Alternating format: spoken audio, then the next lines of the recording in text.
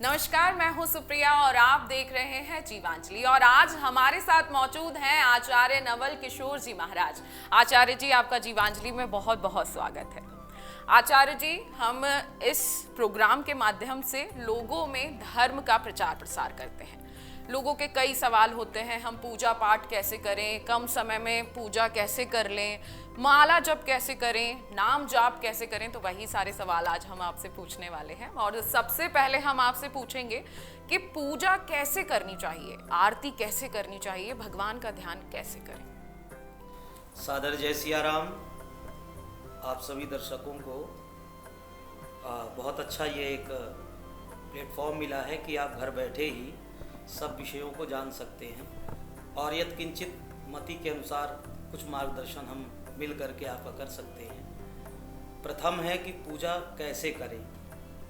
पहली बात तो पूजा का सिर्फ ये मतलब ना समझें आपने जल चढ़ा के, टीका लगा के, वस्त्र पहना के, 2-4 मिश्री के दाने रख दिए, यही पूजा हो गई। पूजा का भाव हमारे हृदय में जगना चाहिए। किसी महापुरुष से किसी ने पूछा था कि हम पूजा कैसे करें, तो जो महापुरुष ने कहा वही मैं आपको निवेदन करूं। महापुरुष ने कहा कि आपके घर में कितने लोग हैं? उस व्यक्ति ने मुस्कुरा के कहा हम 4 लोग हैं। तो महापुरुष ने कहा कि आज से आप 1 को और जोड़ लीजिए, आज से संख्या 5 हो गई। ये मान करके अब जो आप 4 के लिए करते हैं वही 5 के लिए, 5वें के लिए करना है। आप सुबह जगते हैं, ठाकुर जी को जगाइए। आप स्नान करते हैं, ठाकुर जी को स्नान कराइए। आप अच्छा वस्त्र पहनते हैं, ठाकुर जी को पहनाइए। आप सुगंधित इत्र आदि लगाते हैं, ठाकुर जी को लगाइए। सुंदर धूप दीप से सुगंधित करके आरती उतारिए और ठाकुर जी को जितना अच्छा हम खाते हैं उससे अच्छा प्रसाद खिलाएं, अथवा जो ठाकुर जी पा सकें वही हम पाएं, ठाकुर जी को पवाएं।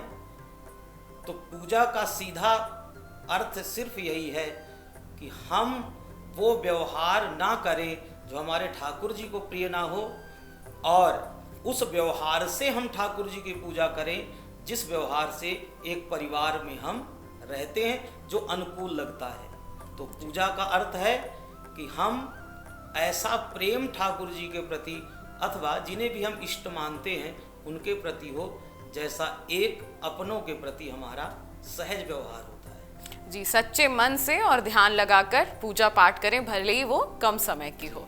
जी, अब महाराज जी मैं ये पूछना चाहूँगी कि कहा जाता है और हमने देखा भी है कि कोई भी भागवत हो या घर में कोई कथा हो या रोज़ दीपक जलाते समय हम आरती करते हैं। तो आरती करने का सही तरीका क्या है, कैसे हम आरती करें?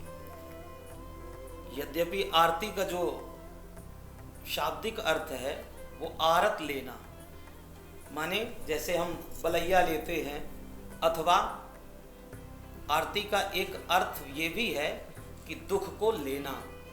परमात्मा में तो दुख है नहीं, दुख तो हम में है, लेकिन परमात्मा की आरती उतार के हम अपने दुखों का समर्पण ठाकुर जी के चरणों में करते हैं। और हमारे एक शास्त्रीय विधान में आरती की एक बड़ी सुंदर विधा है कि कैसे आरती करनी चाहिए।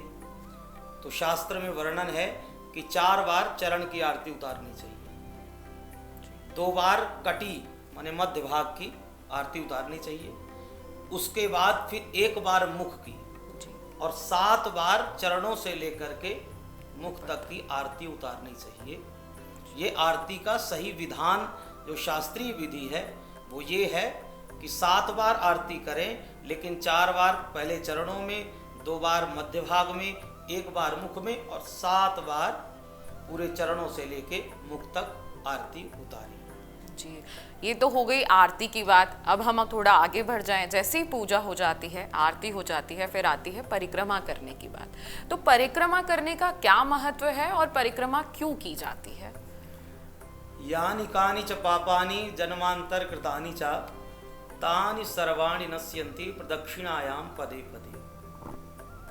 शास्त्रीय ये एक संदेश है कि जब हम प्रदक्षिणा के लिए, परिक्रमा के लिए कदम बढ़ाते हैं तो हमारे जो पूर्व किए हुए पाप हैं, अघ हैं, वो प्रदक्षिणा का एक चरण रखते पीछे का पाप की राशि समाप्त होती है।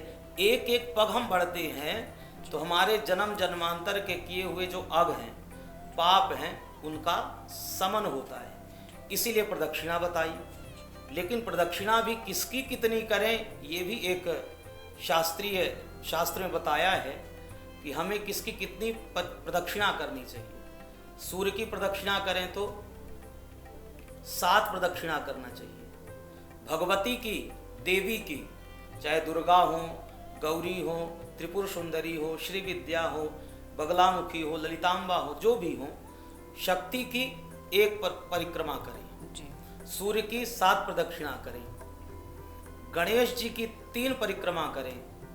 नारायण की कम से कम 4, उससे अधिक आप कर सकते हैं। और शिव की आधी प्रदक्षिणा, शिवस्यार्ध प्रदक्षिणा, ये प्रदक्षिणा की विधि है। और प्रदक्षिणा से हमारे पीछे किए हुए पाप हैं और आने वाले जो हमसे होने वाले पाप हैं उनका समन होता है। इसीलिए भगवान की प्रदक्षिणा करते हैं। पर प्रदक्षिणा की एक विधि है। परिक्रमा करते हैं तो कहीं से भी चल पड़ते हैं, दक्षिण करके भगवान को जो परिक्रमा किया जाए उसे कहते हैं प्रदक्षिणा। माने जैसे घड़ी की सुई चलती है उस प्रकार से किया हुआ दक्षिण की ओर भगवान, और भगवान के चारों तरफ जो घूमा जाए उसे कहते हैं प्रदक्षिणा जी। महाराज जी, आपने बताया कि शिव जी की आधी परिक्रमा होती है, तो क्यों आधी परिक्रमा की जाती है, इस बात पे थोड़ा प्रकाश डालिए। क्योंकि शिव और शक्ति मिलकर के ये एक स्वरूप बना है। भगवान शिव अर्धनारीश्वर हैं तो शक्ति की एक है, तो शिव आधे शक्ति आधी, दोनों को मिल करके जो बना हुआ स्वरूप है वो है शिव।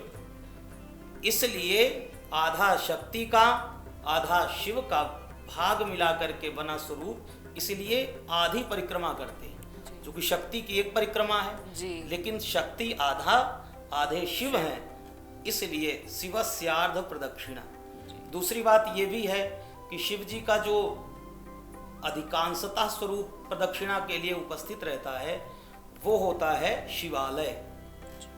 तो शिवालय में ऐसा वर्णन है कि शिवालय में जहाँ से जल का मार्ग निकलता है, जहाँ जल गिर के निकलता है, जिधर योनि स्थान होता है, उसको पार नहीं करना चाहिए, ऐसा बताया। इसलिए भी आदि शिव की प्रदक्षिणा करना चाहिए जी। तो महाराज जी, पूजा पाठ की हम बात कर रहे हैं और पूजा में ज़रूर पंडित जी हमें कलावा बांधते हैं। जैसे आपने भी बांध रखा है, मैंने भी बांधा था लेकिन अभी काला बांध रखा है। तो कलावे का क्या महत्व होता है, और लाल कलावा, पीला कलावा और ये काला धागा जो हम बांधते हैं, इन सब का कुछ अलग अलग महत्व है या इनमें कुछ अलग शक्ति है जो पंडित जी हमें पूजा के समय ये बांधते हैं? बिल्कुल है।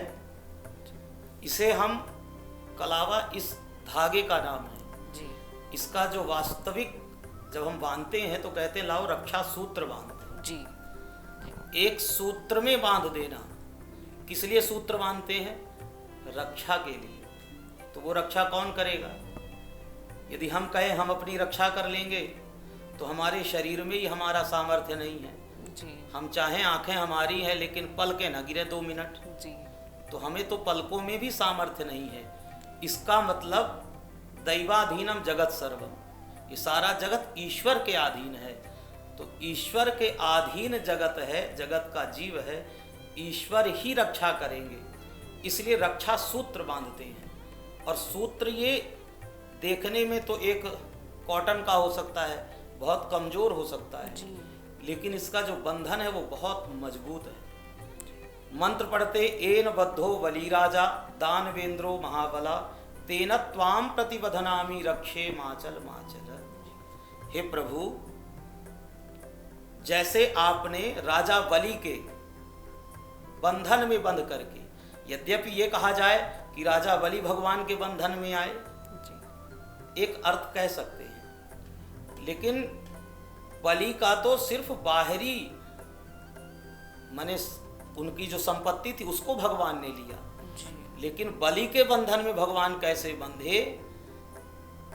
तो ऐसा वर्णन आता है कि जब सुतल लोक का राजा बना करके भगवान ने बलि को स्थापित किया, उस समय बलि के निवेदन पर भगवान बलि के द्वारपाल बने। और द्वारपाल भी कैसे?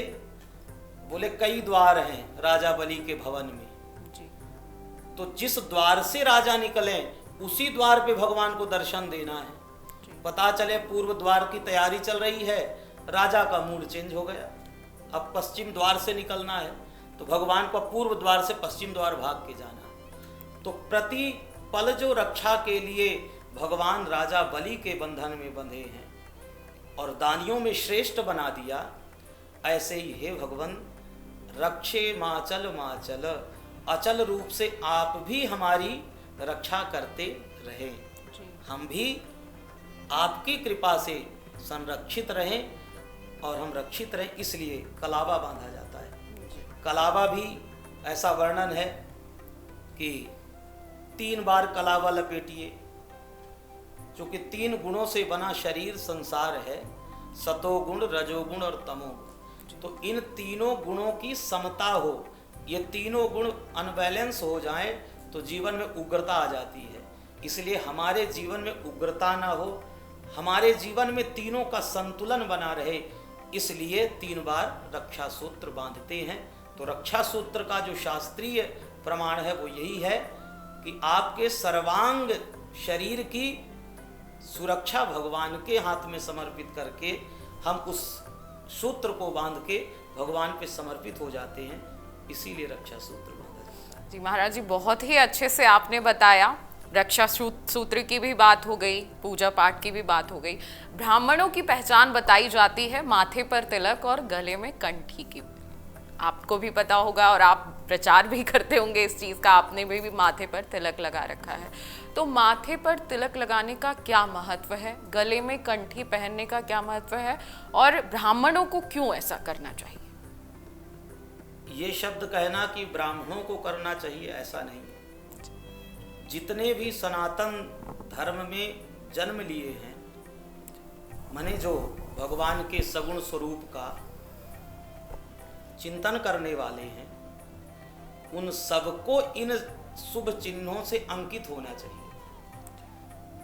जैसे कंठी धारण करते हैं, शास्त्रीय इसका प्रमाण तो है कि जिसके कंठ में तुलसी हो उसे यम के दर्शन नहीं होते, भगवत दर्शन होते हैं, इसलिए कंठी होनी चाहिए। दूसरा, आप सनातनी हैं, आप भगवान के भक्त हैं, इसकी एक पहचान होना चाहिए।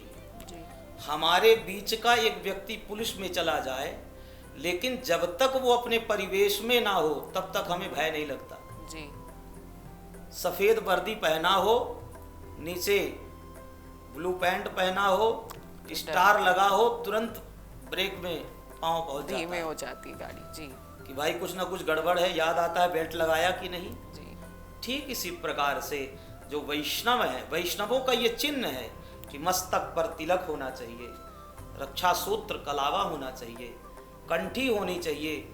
तो भगवान के हम भक्त हैं, पहली इसकी ये पहचान है कि हम इन चिन्हों से अंकित हैं। इसलिए जब पार्षद आए, चूंकि भागवत में वर्णन आया है कि जब अजामिल को पकड़ने लगे, अजामिल ने पुत्र का नाम पुकारा, तो पुत्र का नाम पुकारा, उस समय भगवान के पार्षद आए। भगवान के पार्षदों के और यम के दूतों के बीच का एक संवाद है, वो बड़ा अद्भुत संवाद है। तो जब अजामिल को मुक्त करा के भगवान के पार्षद गए, उस समय यम के दूतों ने धर्मराज से कहा कि आपने भेजा तो था एक किसी अजामिल नाम के व्यक्ति को पकड़ने के लिए, हम पकड़ने भी गए, बांधने लगे, उसने बेटे का नाम पुकारा, बेटे का नाम पुकारा, इतने में 4 चमकीले आ गए और जो हमारी पिटाई लगाई, आज से आपका ये धंधा बंद। तो यमराज ने कहा वो नाम क्या लिया? तो उन्होंने कहा अपने बेटे का नाम पुकारा, उसका नाम था नारायण। तब धर्मराज ने कहा कि भैया सावधान होकर के सुनो, आज से तुम किसे लेके आओगे किसे नहीं लेके आओगे इसका निश्चय करिए, और इस नाम को जो उच्चारण किया है, इस नाम की महिमा तो इतनी है कि 12 लोग ही जानते हैं। स्वयंभू नारदो शंभु कुमारो कपिलो मनु प्रहलादो जनको भीष्मो बलि वैयासिकी भयम। हम 12 लोग जानते लेकिन पूरा पूरा नहीं जानते, इसलिए इस नाम के उच्चारण करने वाले को। दूसरी बात, किसे पकड़ के नहीं लाना है और किसे पकड़ के लाना ये निश्चय कर लीजिए। तो बोले जिह्वा न भक्ति भगवद गुण नाम ध्येयम, जिसकी जिह्वा से भगवान का नाम उच्चारण ना हो, जिसका चित्त भगवान के चरणों में ना लगे, जिसका सिर भगवान के चरणों में ना झुके। कृष्णायनो नमति यच्छिर एकदापि, एक बार भी जो अपने इस मस्तक को भगवान के चरणों में ना झुकाए, तान आनयत, उन्हें लेकर के आना। इसलिए वैष्णव है, इसकी एक पहचान है। वैष्णव को देख करके भागवत में लिखा है कि स्वपुरुषमपि वीक्ष पास हस्तम बदत यमः किल तस्य कर्ण मूले। जो दंड पास लिए भगवान यम के दूत है, उन्हें दंड पास लेके जब जाने लगते उस समय यमराज बुला कहती धराओ, और कान में कहते हैं किसे नहीं लाना, बोले भगवत कथा सुमत्तान। जो वैष्णव हैं, जो भगवान की कथा में, वार्ता में, गुणगान में लीन है, उन्हें त्याग करके औरों को पकड़ के लाना। इसलिए एक वैष्णव का ये चिन्ह है। आपने कहा कि तिलक लगाते हैं, तिलक का क्या महत्व है? तो एक पक्ष ये तिलक का है, दूसरा हमारे मन के सहारे ही हमारा जीवन चलता है। चूंकि मन हमारा यदि बैलेंस में नहीं है तो हम जिस काम को करने जाएंगे उस काम में दुविधा रहेगी। कर रहे हैं, सफलता मिलेगी नहीं मिलेगी, इसको करूंगा इतना लाभ मिलेगा नहीं मिलेगा, कर रहा हूं क्यों करूं, आज नहीं कल कर लूंगा। तो हमारे मन का जो बैलेंस है, जो मन की स्थिरता है, वो किसी कार्य को करने में एकाग्र रहे, इसलिए तीसरा नेत्र यहाँ बोलते हैं। तो वो जो नेत्र है वो देखने में तो नहीं दिखता है, लेकिन वही नेत्र यहाँ बैठे बैठे, अभी आप मुंबई का चिंतन करिए तो आप उतरते एयरपोर्ट में दिख जाओगे। तो वो हमारा जो मन है, वो सूक्ष्म मन हमारा हमारे वश में रहे, इसलिए तिलक धारण करते हैं कि हर समय हमारा मन हमारे वश में रहे, हम मन के वश में ना रहे, मन हमारे वश में रहे, इसलिए तिलक धारण करते। जी, महाराज जी ने तो अपनी तरफ से बहुत सारी हमें जानकारी दे दी है। अगर आपके भी कोई सवाल हैं, आप महाराज जी से भी कुछ पूछना चाहते हैं तो हमें कमेंट करते रहिए, और नीचे मेल आईडी भी दी गई है, आप अपने प्रश्न जो है हमें मेल द्वारा पूछ सकते हैं।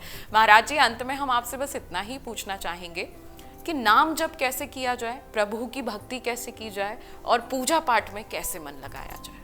बहुत अच्छा प्रश्न है, और हम जैसे कलयुग के जीवों के लिए तो ये बहुत अच्छा एक प्रश्न है। चूँकि नाम का साधन तो ऐसा शाश्वत साधन हमें कलयुग में प्राप्त है कि भगवान ने चारों युगों से रस को इकट्ठा करके एक जगह रखा, और वो है नाम।